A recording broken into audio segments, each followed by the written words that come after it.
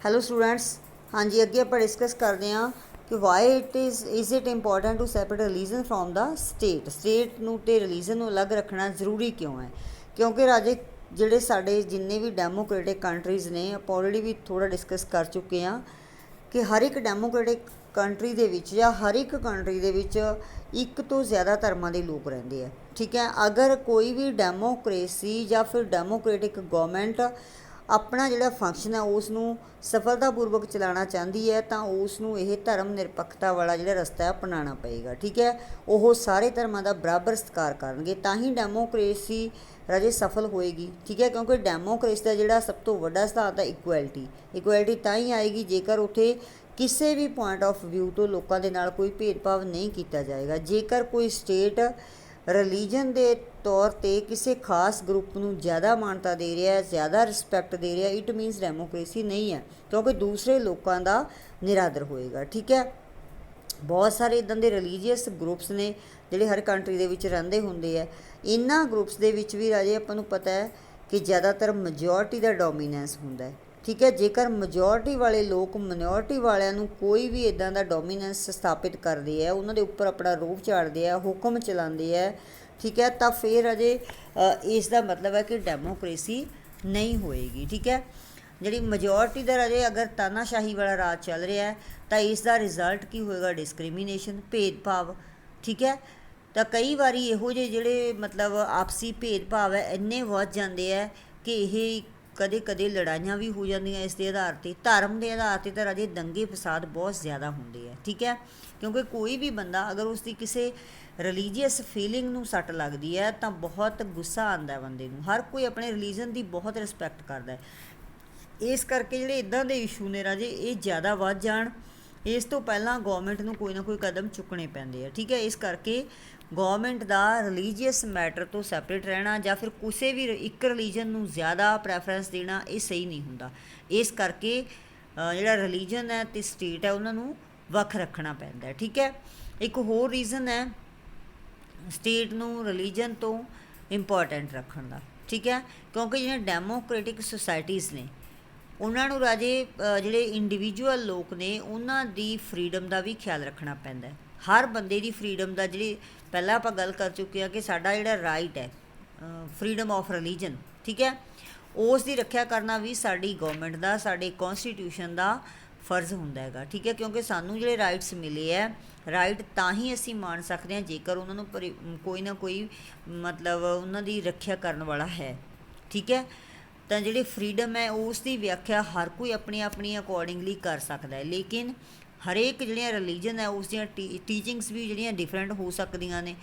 ਪਰ ਇਸ ਨੂੰ ਸਮਝਣਾ ਜਿਹੜਾ ਹੈਗਾ ਸਭ ਤੋਂ ਜ਼ਿਆਦਾ ਜ਼ਰੂਰੀ ਹੈ। ਜੇਕਰ ਅਨਟੱਚੇਬਿਲਟੀ ਹੈ, ਕਿਤੇ ਅਛੂਤ ਮਤਲਬ ਅਛੂਤਤਾ ਦੀ ਕੋਈ ਬੋਲਬਾਲਾ ਹੈਗਾ, ਲੋਕ ਇੱਕ ਦੂਸਰੇ ਨਾਲ ਭੇਦਭਾਵ ਕਰ ਰਹੇ ਆ, ਤਾਂ ਇਟ ਮੀਨਸ ਕਿ ਬਹੁਤ ਸਾਰੇ ਲੋਕ ਜਿਹੜੇ ਆ ਉਹ ਡਿਸਕ੍ਰਿਮੀਨੇਟ ਕੀਤੇ ਜਾਣਗੇ। ਠੀਕ ਹੈ, ਤਾਂ ਇਸ ਤਰ੍ਹਾਂ ਅਗਰ ਕੋਈ ਵੀ ਬੰਦਾ ਡਿਸਕ੍ਰਿਮੀਨੇਟ ਹੋ ਰਿਹਾ, ਕਿਸੇ ਨਾਲ ਭੇਦਭਾਵ ਹੋ ਰਿਹਾ, ਤਾਂ ਇਟ ਮੀਨਸ ਸਾਡਾ ਜਿਹੜਾ ਰਿਲੀਜਨ ਦਾ ਰਾਈਟ ਹੈ ਉਹ ਖਤਮ ਹੋ ਰਿਹਾ। ਠੀਕ ਹੈ, ਤਾਂ ਇਸ ਕਰਕੇ ਇਹ ਵੀ ਜ਼ਰੂਰੀ ਹੈ ਕਿ ਇਸ ਰਿਲੀਜਨ ਅਤੇ ਜਿਹੜਾ ਸਟੇਟ ਹੈ ਉਸ ਨੂੰ ਵੱਖ-ਵੱਖ ਰੱਖਿਆ ਜਾਵੇ। ਠੀਕ ਹੈ, ਇਹ ਕੁਝ ਪੁਆਇੰਟਸ ਹੈ ਸਿੰਪਲੀ ਜਿਹੜੇ ਦਿੱਤੇ ਹੋਏ ਆ। Why is it important to separate religion from the state. Number 1 ਹੈ ਜੀ, for the functionality of democracy it is imperative to separate religion from the state. Democracy ਦੀ ਸਫਲਤਾ ਵਾਸਤੇ ਇਹ ਸਭ ਤੋਂ ਜ਼ਰੂਰੀ ਹੈ ਤਾਂ ਕਿ ਜਿਹੜੀ ਡੈਮੋਕ੍ਰੇਸੀ ਹੈ ਉਹ ਅੱਛੀ ਤਰ੍ਹਾਂ ਆਪਣਾ ਫੰਕਸ਼ਨ, ਆਪਣਾ ਕੰਮ ਕਰ ਸਕੇ। ਠੀਕ ਹੈ, most countries have mixed religious groups living amongst each other. ਮਤਲਬ ਬਹੁਤ ਸਾਰੇ ਹਰ ਇੱਕ ਕੰਟਰੀ ਦੇ ਵਿੱਚ ਬਹੁਤ ਸਾਰੇ ਰਿਲੀਜੀਅਸ ਗਰੁੱਪਸ ਨੇ, ਇੱਕ ਤੋਂ ਜ਼ਿਆਦਾ ਧਰਮਾਂ ਨੂੰ ਮੰਨਣ ਵਾਲੇ ਲੋਕ ਨੇ। ਠੀਕ ਹੈ, ਮੈਜੋਰਟੀ ਗਰੁੱਪ ਜਿਹੜਾ ਹੁੰਦਾ ਉਸ ਦੇ ਕੋਲ ਪਾਵਰ ਹੁੰਦੀਆਂ ਨੇ। ਠੀਕ ਹੈ, ਤਾਂ ਜੇਕਰ ਰਿਲੀਜਨ ਉਹਨਾਂ ਲੋਕਾਂ ਨੂੰ ਕੁਛ ਨਾ ਕੁਛ ਮਤਲਬ ਗੌਰਮੈਂਟ ਦੇ ਵੱਲੋਂ ਵੀ ਕੋਈ ਥੋੜ੍ਹਾ ਬਹੁਤਾ ਸਮਰਥਨ ਮਿਲ ਜਾਂਦਾ ਹੈ ਤਾਂ ਇਟ ਮੀਨਸ ਉਹ ਮਿਨੋਰਟੀ ਲੋਕਾਂ ਦੇ ਉੱਪਰ ਡੋਮੀਨੈਂਸ ਸਥਾਪਿਤ ਕਰ ਲੈਣਗੇ, ਡਿਕਟੇਟਰ ਬਣ ਜਾਣਗੇ, ਉਹ ਆਪਣੀਆਂ ਪਾਵਰਸ ਦਾ ਮਿਸਯੂਜ਼ ਕਰ ਸਕਣਗੇ। ਇਸ ਕਰਕੇ ਰਿਲੀਜਨ ਦੇ ਆਧਾਰ 'ਤੇ ਕੋਈ, ਜਿਵੇਂ ਸਾਡੇ ਕੋਈ ਕੈਂਡੀਡੇਟ ਜਾਂ ਕੋਈ ਇਲੈਕਸ਼ਨ ਦੇ ਵਿੱਚ ਆਪਾਂ ਕਹਿ ਸਕਦੇ ਹਾਂ ਕੋਈ MLA MP ਕੁਛ ਨਹੀਂ ਬਣਦਾ। ਠੀਕ ਹੈ, ਉਹ ਬਿਨਾਂ ਕਿਸੇ ਭੇਦਭਾਵ ਤੋਂ ਬਿਲਕੁਲ ਫ੍ਰੀ ਹੁੰਦੇ ਆ। ਠੀਕ ਹੈ, ਇਸ ਕਰਕੇ ਵੀ ਇਹ ਜਿਹੜਾ ਮਤਲਬ ਸੈਪਰੇਟ ਰੱਖਣਾ ज़्यादा ਜ਼ਰੂਰੀ ਹੈ। We also need to safeguard individuals, ਉਹੀ ਗੱਲ ਹੈ ਰਾਜੇ, ਇਹ ਸ਼ੋਰਟ ਦੇ ਵਿੱਚ ਪੁਆਇੰਟ ਦਿੱਤੇ ਤੁਹਾਨੂੰ ਕਿ ਇੰਡੀਵਿਜੂਅਲ ਮਤਲਬ ਹਰ ਬੰਦੇ ਦੀ ਫਰੀडम ਦਾ ਖਿਆਲ ਰੱਖਣਾ, ਠੀਕ ਹੈ, ਤਾਂ ਕਿ ਹਰ ਇੱਕ ਪਰਸਨ ਜੋ ਵੀ ਡੈਮੋਕ੍ਰੇਟਿਕ ਕੰਟਰੀ ਦਾ ਹੈਗਾ ਉਸ ਨੂੰ ਰਿਲੀਜੀਅਸ ਜਿਹੜੀ ਮਤਲਬ ਫਰੀडम ਹੈ ਉਹ ਮਿਲ ਸਕੇ, ਠੀਕ ਹੈ। How Indian secularism is different from that of other countries. ਹੁਣ ਇੰਡੀਆ ਦਾ ਜਿਹੜਾ ਸੈਕੂਲਰਿਜ਼ਮ ਹੈ ਉਹ ਦੂਸਰੇ ਕੰਟਰੀਜ਼ ਤੋਂ ਡਿਫਰੈਂਟ ਕਿਵੇਂ ਹੈ। Indian secularism varies from other democratic countries. For example ਲੈਂਦੇ ਹਾਂ ਆਪਾਂ, take the case in the United States of America. There is a strict separation between the state and the religion in America. America ਦੇ ਵਿੱਚ ਵੀ ਰਾਜੇ ਕੀ ਹੈ, separate ਹੈ religion ਅਤੇ state, ਬਿਲਕੁਲ ਟੋਟਲੀ ਸੈਪਰੇਟ ਹੈ ਇਹ। ਲੇਕਿਨ ਉਸ ਦੇ ਕੰਪੈਰੀਜ਼ਨ ਇੰਡੀਆ ਦੇ ਵਿੱਚ ਕੀ ਹੈ, state can practise strategic interventions in religious affairs in India. ਜਿਵੇਂ ਆਪਾਂ ਪਹਿਲਾਂ ਗੱਲ ਕਰ ਚੁੱਕੇ ਹਾਂ ਕਿ ਜਿਹੜਾ ਸਟੇਟ ਹੈ ਉਹ ਇਨਡਾਇਰੈਕਟ ਵੇ ਨਾਲ ਕਿਵੇਂ ਇੰਟਰਫੀਅਰ ਕਰ ਸਕਦਾ, ਕਿਉਂਕਿ ਕੌਨਸਟੀਟਿਊਸ਼ਨ ਦੇ ਵਿੱਚ ਰਾਜੇ ਅਨਟੱਚੇਬਿਲਟੀ ਮੀਨਸ ਅਛੂਤਾ। ਜੇਕਰ ਇੱਕੋ ਹੀ ਕੈਟਾਗਰੀ ਦੇ ਲੋਕ ਇੱਕ ਦੂਸਰੇ ਨਾਲ ਕੋਈ ਵੀ ਇੱਦਾਂ ਦਾ ਭੇਦਭਾਵ ਕਰਦੇ ਆ ਤਾਂ ਇਸ ਨੂੰ ਕਾਨੂੰਨੀ ਤੌਰ 'ਤੇ ਕੀ ਹੈ, ਗਲਤ ਘੋਸ਼ਿਤ ਕੀਤਾ ਗਿਆ, ਠੀਕ ਹੈ। ਹੁਣ ਕਾਨੂੰਨ ਨੂੰ ਬਣਾਉਣ ਵਾਲਾ ਸਟੇਟ ਹੈ। ਸਾਡੇ ਇੰਡੀਆ ਦੇ ਵਿੱਚ ਕੀ ਹੈ, ਇਹ ਇੰਟਰਵੈਂਸ਼ਨਸ ਉਸ ਦੀ ਦਖਲ ਅੰਦਾਜ਼ੀ ਰਿਲੀਜੀਅਸ ਅਫੇਅਰਸ ਦੇ ਵਿੱਚ ਇਨਡਾਇਰੈਕਟ ਵੇ ਨਾਲ ਹੁੰਦੀ ਹੈ, ਜਦੋਂ ਕਿ ਅਮਰੀਕਾ ਦੇ ਵਿੱਚ ਇੱਦਾਂ ਦਾ ਕੁਛ ਨਹੀਂ ਹੈ, ਠੀਕ ਹੈ। ਉੱਥੇ ਬਿਲਕੁਲ ਕੋਈ ਵੀ ਇੰਟਰਫੀਅਰ ਨਹੀਂ ਹੈ ਸਟੇਟ ਦਾ ਅਤੇ ਰਿਲੀਜਨ ਦਾ ਇੱਕ ਦੂਸਰੇ ਦੇ ਵਿੱਚ। Although in Indian secularism the state does not entirely separate itself from religion, ਠੀਕ ਹੈ। ਬੇਸ਼ੱਕ ਇੰਡੀਆ ਦੇ ਵਿੱਚ ਜਿਹੜਾ ਹੈਗਾ ਸਟੇਟ ਪੂਰੀ ਤਰ੍ਹਾਂ ਆਪਣੇ ਆਪ ਨੂੰ ਸੈਪਰੇਟ ਨਹੀਂ ਕਰ ਪਾਇਆ। It does maintain a respectful distance, ਫਿਰ ਵੀ ਇਹਨਾਂ ਦਾ ਆਪਸ ਦੇ ਵਿੱਚ ਜਿਹੜਾ ਹੈਗਾ ਇੱਕ ਆਦਰਪੂਰਵਕ ਡਿਸਟੈਂਸ ਇਹਨਾਂ ਨੇ ਬਣਾਇਆ ਹੋਇਆ, ਇੱਕ ਦੂਜੇ ਦੇ ਵਿੱਚ ਇਹ ਇੰਟਰਫੀਅਰ ਨਹੀਂ ਕਰਦੇ, ਠੀਕ ਹੈ। That means any action or intervention by the state will be based on constitutional principles. ਇਹ ਨਹੀਂ ਹੈਗਾ ਕਿ ਕੋਈ ਵੀ ਝਗੜਾ ਚੱਲ ਰਿਹਾ ਤਾਂ ਸਟੇਟ ਆ ਕੇ ਸਿੱਧਾ ਉਸ ਦੇ ਵਿੱਚ ਕੋਈ ਕਿਸੇ ਕਿਸਮ ਦੀ ਦਖਲਅੰਦਾਜ਼ੀ ਕਰੇਗਾ, ਠੀਕ ਹੈ। ਇਹ ਸਿਰਫ ਕੌਨਸਟੀਟਿਊਸ਼ਨ ਦੇ ਬੇਸ 'ਤੇ ਅਗਰ ਕੋਈ ਇੱਦਾਂ ਦਾ ਪ੍ਰੋਵੀਜ਼ਨ ਹੈ ਜਿਵੇਂ ਕਿ ਅਨਟੱਚੇਬਿਲਟੀ ਨੂੰ ਅਬੋਲਿਸ਼ ਕੀਤਾ ਗਿਆ, ਤਾਂ ਇਹੋ ਜਿਹੇ ਛੋਟੇ ਮੋਟੇ ਜਿਹੜੇ ਮਤਲਬ ਕੋਈ ਇਸ਼ੂ ਹੈ ਉੱਥੇ ਇਹ ਕੌਨਸਟੀਟਿਊਸ਼ਨ ਦਾ ਸਹਾਰਾ ਲਿਆ ਜਾ ਸਕਦਾ ਹੈ। ਅਦਰਵਾਈਜ਼ ਸਟੇਟ ਦਾ ਅਤੇ ਰਿਲੀਜਨ ਦਾ ਆਪਸ ਦੇ ਵਿੱਚ ਜਿਹੜਾ ਡਿਸਟੈਂਸ ਹੈ ਉਹ ਕਾਫੀ ਅੱਛੀ ਤਰ੍ਹਾਂ ਮੇਨਟੇਨ ਕੀਤਾ ਗਿਆ। The constitution warrants fundamental rights which are based on secular principles. ਜਿਹੜੇ ਫੰਡਾਮੈਂਟਲ ਰਾਈਟਸ ਨੇ ਰਾਜੇ ਉਹ ਸੈਕੂਲਰ ਪ੍ਰਿੰਸੀਪਲਸ ਦੇ ਆਧਾਰ 'ਤੇ ਹੀ ਮਿਲਦੇ ਹੈ। ਫਰੀडम ਆਫ ਰਿਲੀਜਨ ਮਿਲੀ ਹੋਈ ਹੈ ਸਾਨੂੰ, ਠੀਕ ਹੈ। ਇਹਦਾ ਮਤਲਬ ਹੈ ਕਿ ਜੇਕਰ ਧਰਮ ਨਿਰਪੱਖਤਾ ਦੇ ਸਿਧਾਂਤ ਨੂੰ ਅਪਣਾਇਆ ਗਿਆ ਤਾਂ ਹੀ ਸਾਨੂੰ ਰਿਲੀਜਨ ਦੀ ਫਰੀडम ਹੈ। ਜੇਕਰ ਧਰਮ ਨਿਰਪੱਖਤਾ ਵਾਲਾ ਸਿਧਾਂਤ ਨਾ ਅਪਣਾਇਆ ਹੁੰਦਾ, ਕੌਨਸਟੀਟਿਊਸ਼ਨ ਦੇ ਵਿੱਚ ਇੱਦਾਂ ਦੀ ਪ੍ਰੋਵੀਜ਼ਨ ਨਾ ਹੁੰਦੀ, ਫਿਰ ਤਾਂ ਰਾਜੇ ਸਟੇਟ ਦਾ ਸਿੱਧਾ ਦਖਲ ਹੋ ਜਾਣਾ ਸੀ, ਠੀਕ ਹੈ।